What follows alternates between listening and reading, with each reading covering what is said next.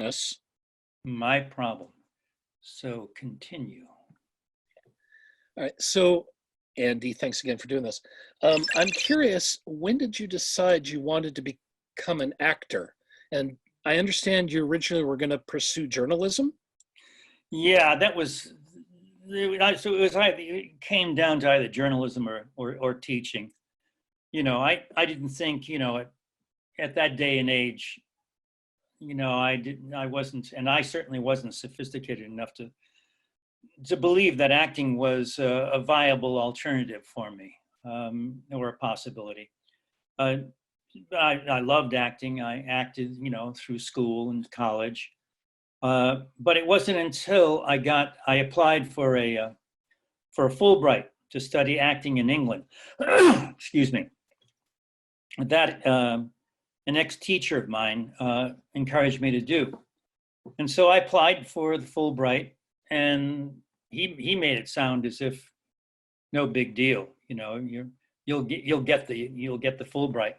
And so I applied and I got it. And when I got to England and started training and started seeing the theatrical scene there, which in the early mid 60s was an extraordinary time to be in England, especially for theater. That was it. I never looked back after that. You landed such a memorable role in the film Dirty Harry. I'm wondering if you could talk a bit about that. Yeah, that was my first film role. I'd done, I think, a television show, an old episode of this show called NYPD. Not NYPD Blue, but it was an old black and white show called NYPD. And where Fred Forrest and I played a couple of punks. But that was, and I thought that was ridiculous. It wasn't a terribly, it wasn't a lot of fun. I thought, filmmaking was kind of boring. Really did.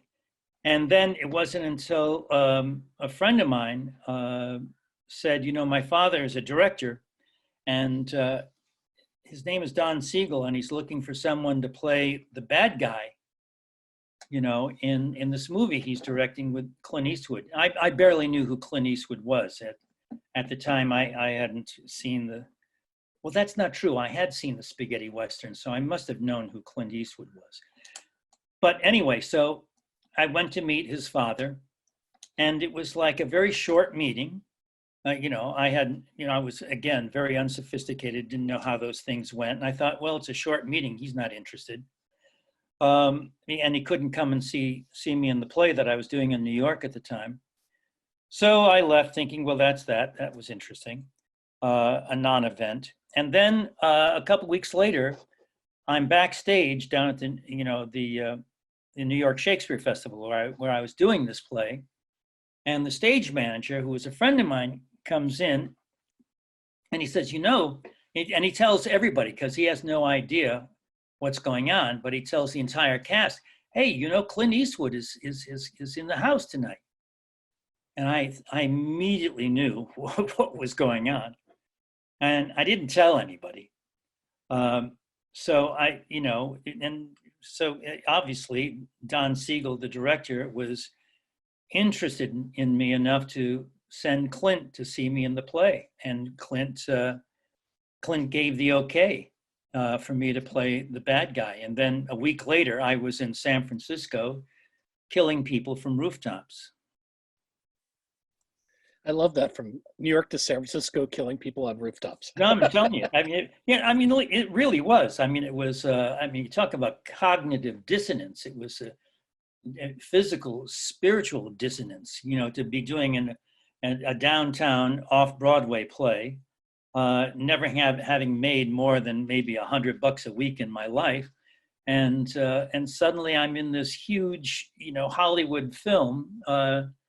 And literally, my first, they picked me up at the airport. It was a red eye. They picked me up early in the morning in San Francisco and took me to the location, which was the rooftop of the Bank of America building in San Francisco. Suddenly I'm walking in there. They give me my wardrobe. they just gave it to me and said, put this on. I put it on.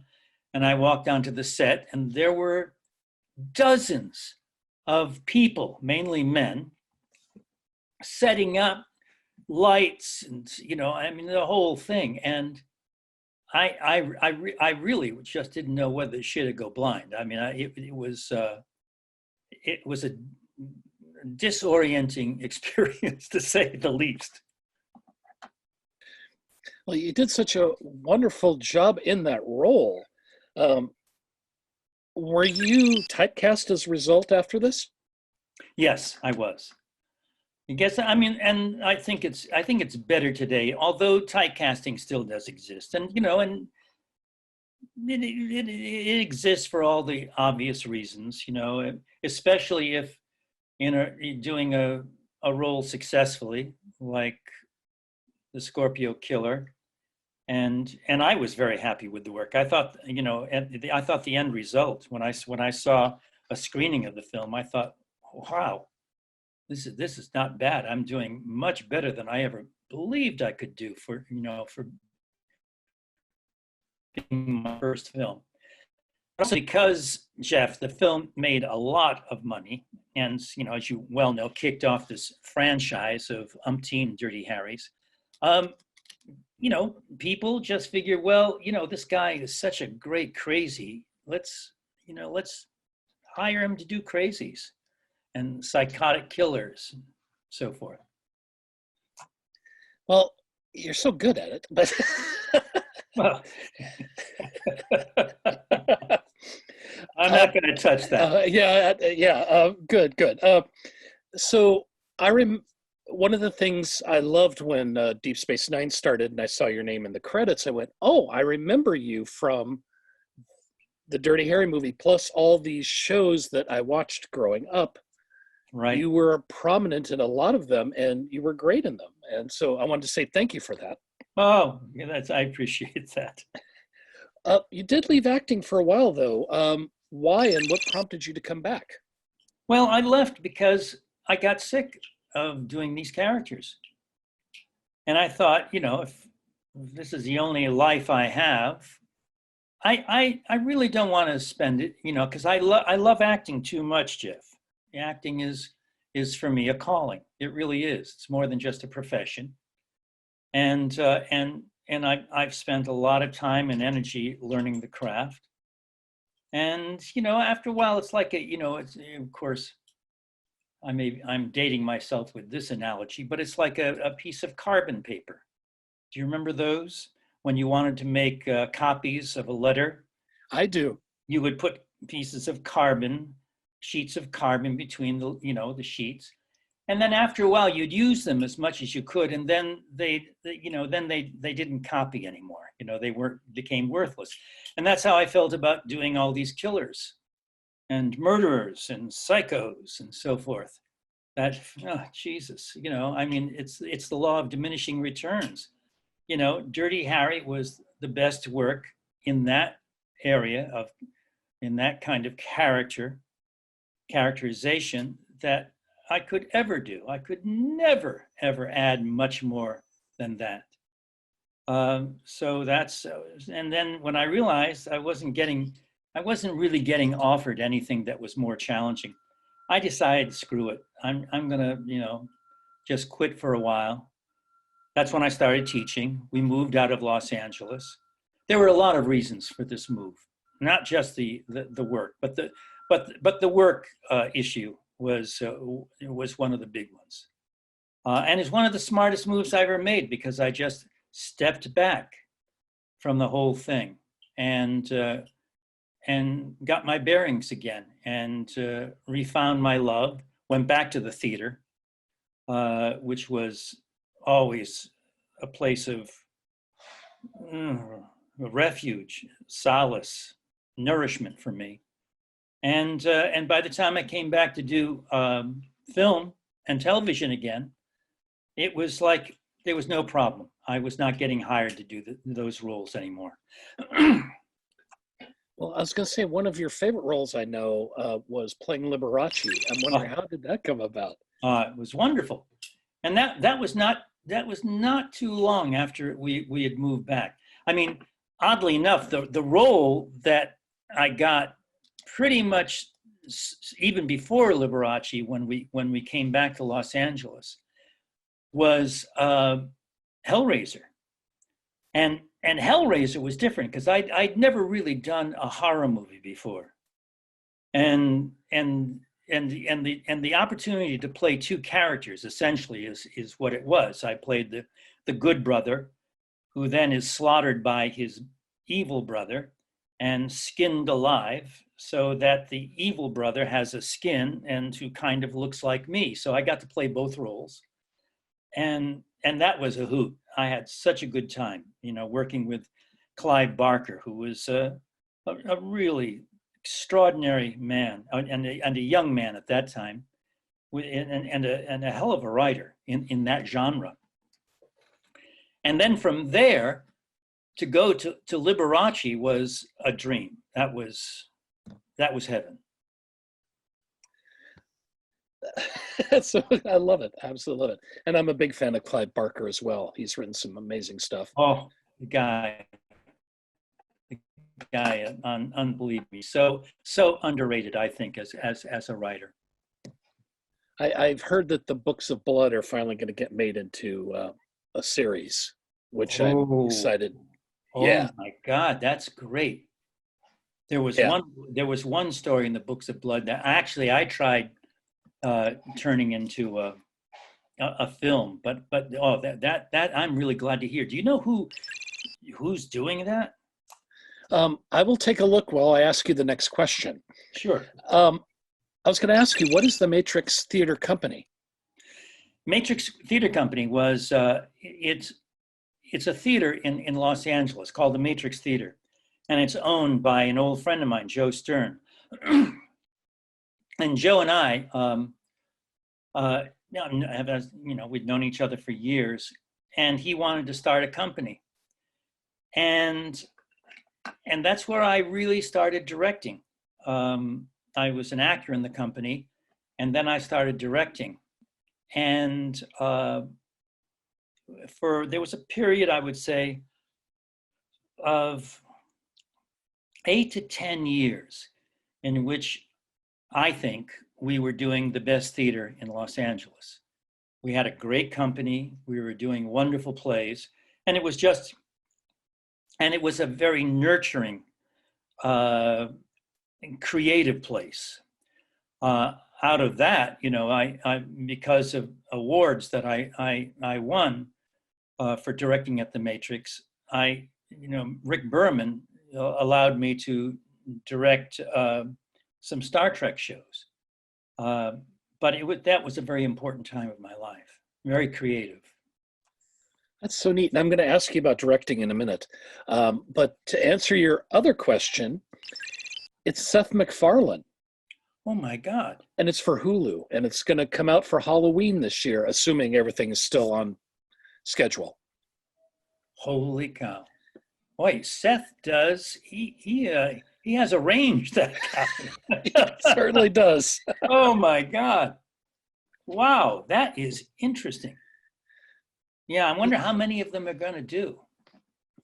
Yeah, I'm very curious as well, but I'm definitely going to be watching. So let's talk about how you got the role of Garak. I know you originally auditioned for Odo. Yeah. So talk a bit about that. And when they offered you Garak, you initially were not going to take the role. Is that correct? Well, see what happened, Jeff. It's the actor's ego, which it's an occupational hazard. And I would be a liar if I said I didn't have an ego. Although it's pretty much in check. When I auditioned for Odo, I auditioned, I think, 3 times, and maybe even more. I'm not sure, but they were very scrupulous when they were assembling the original cast for Deep Space Nine, and it came down to 3 actors: myself, Garrett Graham, and Renee. And Renee rightfully got it. He was the man for that job, and I never questioned that.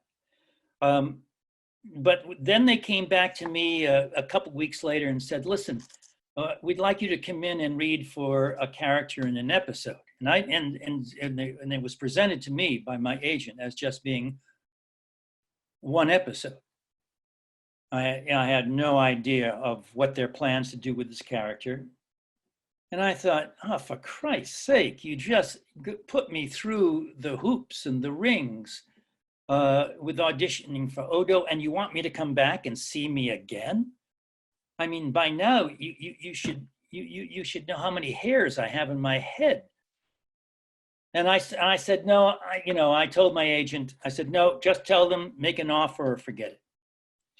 And it was my wife, my magnificent wife, Irene, who said, my dear, the phone is not ringing off the hook and we have to pay the rent. So I think you should go in. And so I went in, and thank God, because that's, if I had denied myself the opportunity of playing Garak, I would have been very disappointed with myself. You made that role so amazing. And I'll tell you in a bit about how beloved your character is. But I wanted to ask, first of all, how long was the makeup process, and when did you realize that you had become a recurring character on the show? The makeup was horrendous. It took about 4 hours. And it was, I had calls. I remember I had a call once, I think it was 2:00 in the morning. And to sit in that chair for 4 hours, and while they're slapping on the wet glue and the prosthetics and so forth. I remember the first time it happened, I thought, Jesus, how the hell do I get out of this? But once I got through the makeup and put on this furniture rug costume to make me look larger, and started playing. And that very first episode where Garak meets Dr. Bashir and actually comes on to him, I had so much fun, I forgot about the discomfort of it all. So it was like, that was great. What was the second part of your question? Oh, just when did you realize that it was going to be more than just like a couple of appearances? Originally, Jeff, I didn't, unbeknownst to me, they were looking for a relationship for Siddig's character, Dr. Bashir, because he didn't have a storyline, and they wanted to create a storyline for him. I didn't know this. And so they hired me to see if Sid and I had a chemistry. I think that's the right word for it. And it turned out we did. Sid and I, just got along famously from the beginning. We're still friends. As a matter of fact, we're going to be doing, beginning Tuesday, we're doing a series of play readings of these plays about Garak and Dr. Bashir that I can't remember the writer's name, but this guy wrote these really interesting. So far we have 2 scripts, so we're still at it. Oh, that's so awesome. How can I see these readings once they're available? Oh, you know something? I'm going to have to. I'll email you, because I know it's a Zoom reading. Oh, okay. And if you go on, I think if you go on Sid's website, because Sid is the one organizing it. Sid has every week he has 2 sessions where he talks to people on the East Coast and Europe in one session, and people on the West Coast and Australia, New Zealand for another session. and so he's doing this as part of this series of talks and discussions, conversations with his fans that he does. But I'll also find out, and I'll get you the information. But well, thank you. I'm sure you'll be able to dig it up yourself, because it's not a secret. So I mentioned to you in an email that my daughter loves your character and wants you to host a Project Runway as Garak. That would be fun. That would be a hoot. She also wanted me to ask you, why did you not end up with Bashir at the end of the series? You know, I think at that time, I think it would have been a little too much for Paramount and the powers that be. I was hoping that because I kind of, you see, it was a funny thing when I first got the job. I didn't know what a Cardassian was. I hadn't watched Star Trek previously, and I'm playing a character who is an alien from this planet called Cardassia.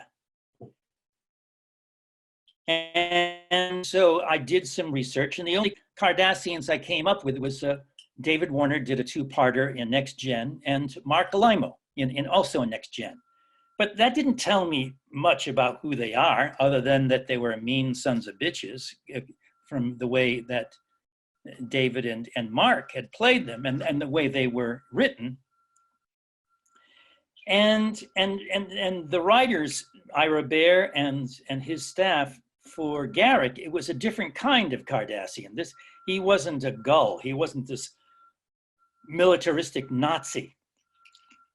This was an interesting man with an agenda who was he a spy or wasn't he? Was he a real tailor or tinker, soldier, sailor, spy, whatever? And that was thrilling to me, because he had secrets. And so when I stepped onto the set for that first day, I met Sadig, who, I mean, he still is an extraordinarily handsome man, but at that time he was a young, handsome man, beautiful guy. And I'm thinking, wow. So I'm cultivating him perhaps as a source, to use to get information about Starfleet and so forth for whatever reasons. And so how do I get into his good graces, and what is the attraction? Well, the attraction was more than just a source. Here was a beautiful young man, and I thought, okay, so what's Garak's sexuality? And I thought, well, he's an alien, so his sexuality is an omnisexuality. I mean, he'll fuck anything or anybody that he's attracted to. And so the very first scene is essentially one of my favorite moments in the entire show, where I come up behind him and put my hand on his shoulder very gently and say, Dr. Bashir, I assume, or whatever I said. And of course, the audience, the fans, totally picked up on it. And I thought, well, that's not a bad choice. But they never followed through, really, with that. And I think it was a little too, nowadays, I think it would be different. I think you could have a gay Star Trek character now. Has there ever been a gay Star Trek character other than what people think of Garak being? There been Trill relationships, of course. Right. That's right. And Sulu in the recent films is married to a man. That's been about it. That's right. Yeah. So, but anyway, so yeah, so I wasn't going to end up with Dr. Bashir. But the thing is, I love the way the series ended. I was so happy. I was happy throughout the series, but those last few years, the last couple of years, and then how they wrote for Garak at that point was great. It was an actor's dream. Did you see yourself as a hero or a villain? Oh, no, neither. I saw myself as being a very pragmatic, self-preserving, uh, careful, observant man who was trying to get back into the good graces of his father and the Cardassian power structure. That's a great answer, and I knew you were neither, but it's nice to hear you reinforce that. So, thank you. What was it about the show that created sort of this family and love vibe with the cast? You mentioned yourself; you're still friends with Alexander. So, why? Oh, I mean, well, for one thing, I love actors. My relationships with actors have always been, working with actors is a joy, and being an actor is a privilege as far as I'm concerned. I find actors the most interesting company. I find them to be, often the most intelligent people in the room. Not like left brain smart. I'm talking about intelligence of the soul and understanding, and the good actors have an understanding about human nature. And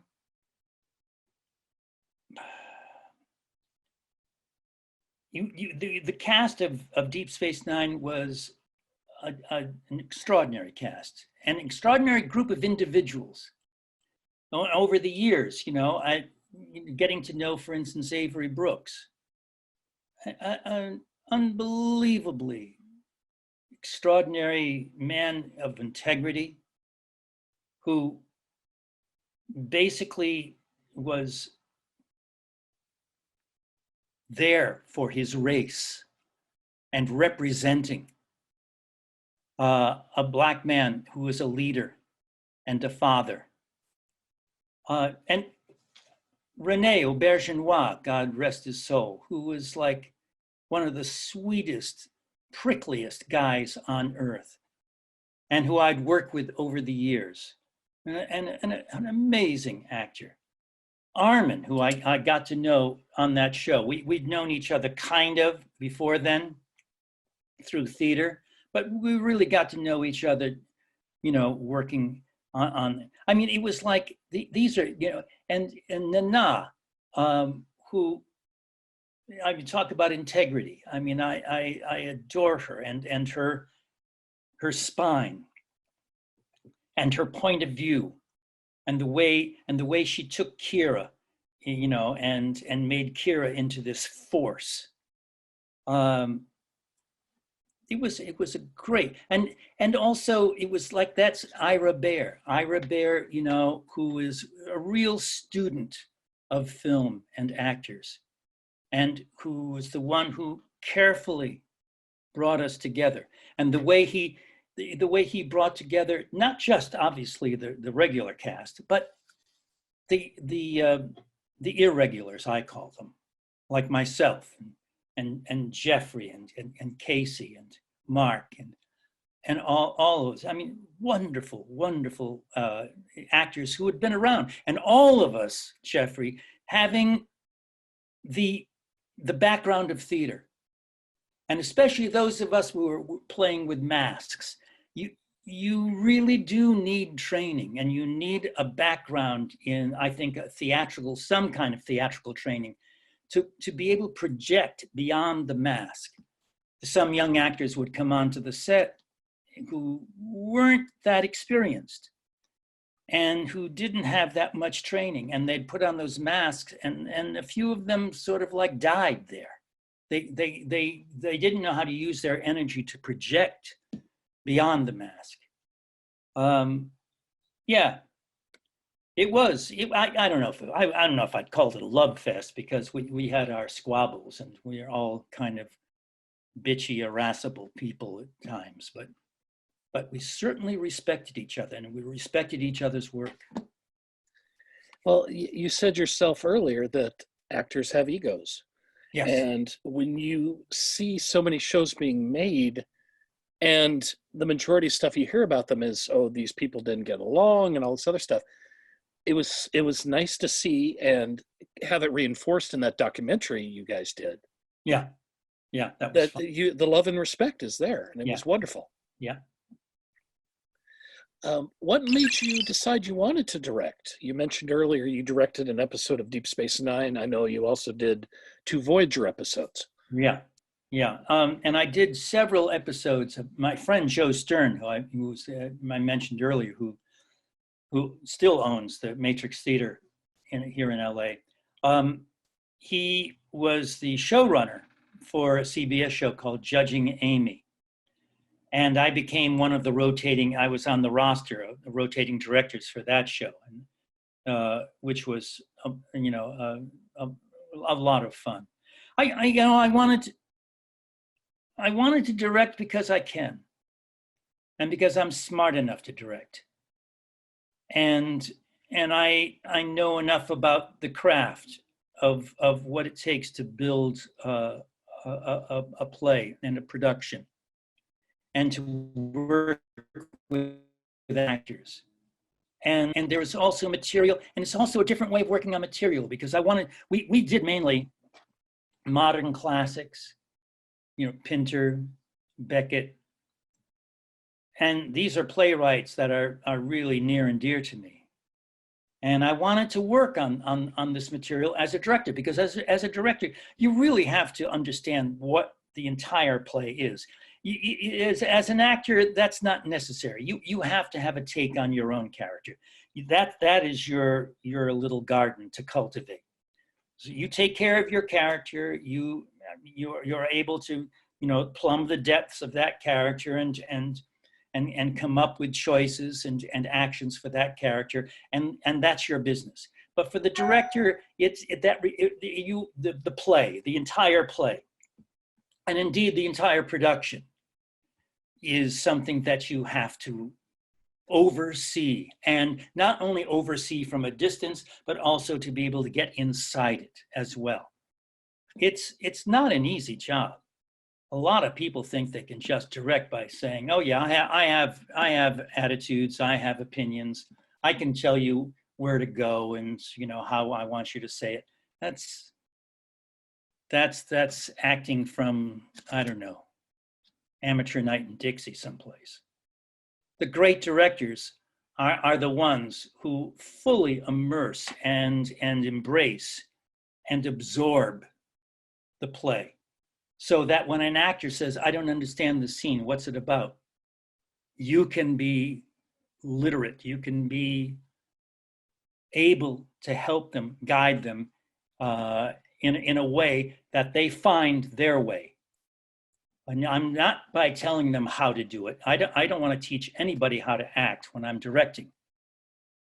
But if they want to know what the scene is about, or what the thematic value of what we're doing, then that's what the director is there for. That's my take on it. Well, that's wonderful too, actually. You can see the results on the screen when someone directs something and they understand it. Yes. Yeah. That's exactly right. And you can tell. And you can also see the director, the great directors, their personality, their energy, their spirit is in that piece, because they have committed themselves to it completely. Whereas somebody who's just a mechanic, and that certainly was one of the reasons why I had left acting, for a while, is because I was doing shows with a lot of mechanics, and people just saying, "Okay, stand over there, and could you say that line faster?" And okay, no, I'm not going to do another take because it's time to move on, and so forth. It's like, that's so discouraging and soul deadening. And I was spoiled, because the first director in film that I'd worked with was this guy, Don Siegel. And Don Siegel he was amazing. He was amazing. I never would have believed when I met him, he was just this funny guy with his golf hat and talked in the kind of this sort of like, you know, sardonic way, and figured, well, what am I going to learn from this guy? I learned everything from this guy. Everything. Because he loved film. He's the one director I've ever worked with who had the entire film in his head. He didn't need the script. He had the entire film shot by shot in his head. Do you realize what a feat that is? That's how strong this man was. There are a few people who do that nowadays, and you can tell. Yeah. Yeah. You are so versatile, directing, acting. You also are an amazing writer, and I have to say, most actors I know who try and write, you know, they should stick to crayons. But you, you have an amazing. I'm glad you're not saying that about me. Oh no, not at all, not at all. You are amazing when it comes to writing, and I wanted to ask you, what prompted you to write A Stitch in Time, and also the short story The Calling? You know, when I started doing Garak and the shows would go on the air, I started getting invited to conventions. And I would go to these conventions, and I enjoyed the conventions. I still do, and I enjoyed meeting the fans and hanging out. But then then they'd ask you to come on stage and talk, and then I'd talk. I didn't, you know, people would ask me, how long does it take to put on your makeup? And I'm thinking, well, what am I going to talk about beyond my makeup, or how did I get the job, and so forth. At the same time, I was trying to get a grip, a deeper grip on Garak. And so what I started doing with Garak is an old actor's. It's not a trick. It's a I can't think of the word, but where you keep a diary. You create a diary for the character. And it started out as a biography of the character. Where was the character born? Who were his parents? What did his parents do? What was his childhood like? You know, that sort of thing, which would give you a sort of subtextual basis for playing the character. And I've always found that very helpful. But what kind of biography am I going to write for a fucking Cardassian? I didn't know Cardassian from Adam. So I started writing a diary. And then when I'd go to these, and the diary, I became very interested in it myself, because it was a pure creative effort. I was just making up this guy's life and so forth. And then I would go to conventions and I'd start reading from the diary. And the fans really enjoyed that. And they enjoyed it, I think, because it was like different from the usual stuff. And also because I was enjoying it, reading it and sharing this diary. And it was almost like they were getting this backstage look at this character. And this one guy, a writer by the name of David George, who had written Star Trek books, he came up to me after one convention and he said, you know, this could make a book. And I said, oh, well, how do I do that? And then he's the one who gave me all the information where, and the editor I should contact over at Simon & Schuster at Pocket Books and so forth. And that's how it happened. And I loved writing the book because I loved playing the character, because I was so inside the character that it was, you know, to translate that into words on a page actually came fairly easily and rapidly. That doesn't surprise me at all. And I love the idea of you creating this story about yourself. And it's sort of like being a novelist myself. 99% of the stuff that I create doesn't end up on the page because it's not necessary. You don't need to know what he likes for breakfast, for example. That's right. Yeah. Uh, Yeah. um, Talk to me about Dreambox. What is Dreambox? I'm Isn't that state. sorry? I thought that was what you and Alexander have been doing at some of the conventions. Oh, years ago. Okay. Years ago, yeah. Yeah, we wrote a couple plays, again, for the same reason, just to make life interesting for ourselves and the fans at conventions. We wrote a couple short plays, but that was that. I mean, we did that several times and then retired the plays. Oh. So I've interviewed several people for this project, and I want to mention one person in particular. Her name is Una McCormick. McCorkle. She, no, not McCorkle. You're right, Una McCormick. Yeah. She's written a couple of novels about Garak. And she has, indeed. Yes. When I interviewed her, she's in love with Garak, and she says Garak is her favorite Star Trek character, period. And she's seen them all. And I have to say, many of the other people I've interviewed, same thing. DS9 is their favorite show, and Garak is their favorite character. So I have to ask, in your opinion, why do you think Garak is so beloved? It's a good question, man. I still go round and round with that question. I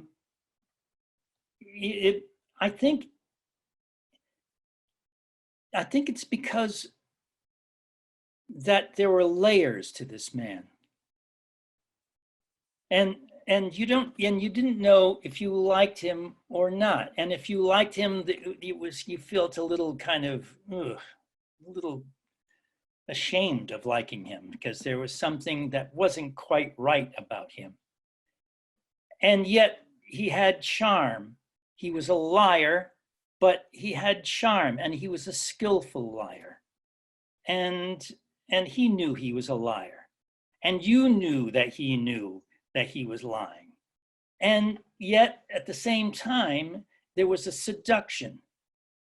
I think it's all those things, that he was not somebody easy to pin down. So if there's a character that comes on screen and it comes on and this character comes on screen week after week, or even in a play, if a character walks on stage and from the beginning you know who this character is, there's no mystery to the character, you kind of tune out a little. Oh, I know who this person is. I don't have to pay that much attention. What about these other people here and so forth? With Garak, and this was I think a truth about Garak within the show itself, that if you did not pay attention to Garak, that was a mistake. You were putting yourself into a bit of danger. Because if you're not paying attention to him, before you know it, he's just picked your pocket, and left you naked. And you're wondering what the hell just happened here. So I think it's like people just weren't quite sure what he was going to do. And as an actor, Jeff, to play a character like that is a godsend. It really is. Because all the energy of that character comes from my subtext. So I could be saying something, and most of the time, what I'm saying is just not true. But what is true is where it's coming from and why I am subverting the truth. And that's a puzzle. And people who like puzzles like Garak, I think. But that's the best I can say. I love the fact that when you were on the screen, I had no idea what was going to happen. And it was consistent through the entire run of the show. Thank you. Well, thank you for saying that, Jeff. But that's also a tribute to the writers. Of course. The writers created that. Because I found a way of playing it that served what the writers had written, and I think it was that It was that alliance between the actor and the writer. That's always the thrill for me. I wanted to ask about your memoir, Stepping into the Light. Yes. So amazing writing again. Talk a bit about starting that, and then also, do you have plans to update it?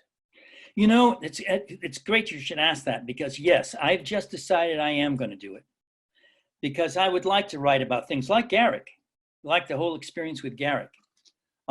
You know, because in the last, I've retired. I retired 2 years ago, but in 2004, I was asked to create an MFA actor training program at University of Southern California, and that was an interesting job. It was a killer job, starting a program, creating the curriculum, recruiting the students, and so forth. But it was valuable. It's one of the most valuable things I have done in my life. And I want to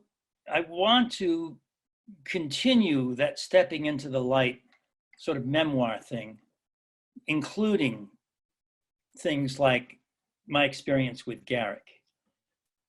Because playing Garak, it changed my life. It allowed me to direct and essentially to create a new, a new way of working for myself. And it also, I think, because of Garak, it was also got me the job at USC. Because the job came out of my directing and the success I had with directing theater, and the directing came out of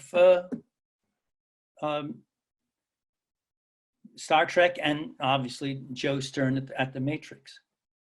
But if it hadn't been for Star Trek, I had the luxury of being able to find this new this craft. So yeah, to make a long story short, I love doing Stepping into the Light. That was a labor of love, and it was a long time coming. It was not as easy to write as, say, Stitch in Time. But I do want to continue with it. I'm glad you mentioned that. Thank you. Oh, sure. And I'm looking forward to reading it. So don't take this wrong, but hurry up. Listen, I have to. I'm getting up in age. My God. Well, do folks like you really retire, honestly? No. I didn't think so. I retired from the university, but when I said I was retiring from the university, it was to go back to acting. Okay. So what is next for you? Well, hopefully this virus is who knows? I mean, it's the same thing. What's next for all of us? Because what I want to do the most, which is to do theater, I can't do now, and I don't know when I'm going to be able to do it. Actually, I was doing a play right up until the hammer came down in early March, and we finished doing the play, and then we're sequestered. So I don't know. I don't know what's going to happen. I mean, I'm starting to write again, and I'm glad about that. And I hope that this virus, for so many reasons, gets resolved soon so we can get back to being able to come see you in your play. And yeah. Amen, brother. Amen. Yeah. Why do you think the franchise of Star Trek has endured?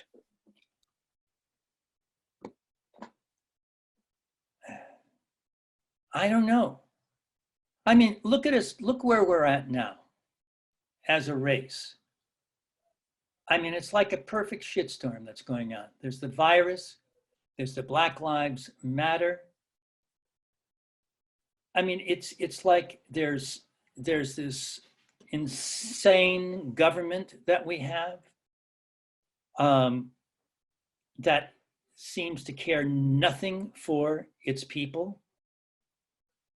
And there's this rise of totalitarianism all over the world. And maybe it's because Star Trek says, well, don't worry about it. There's 24th century or whatever out there. You know, we'll get to it. It's the only thing I can think of. We do live in interesting times, as I keep telling my kids. Yeah. The last question I have for you, and just wondering if you can do a live long and prosper for me. Wait, the thumb stays, or is it set? No, thumb stays. No, it does. Is this the way? That is the way. Oh, I see. You want me to literally do a live long and prosper. Yes. Live long and prosper. That is fantastic. Thank you. Let me stop the recording here real quick.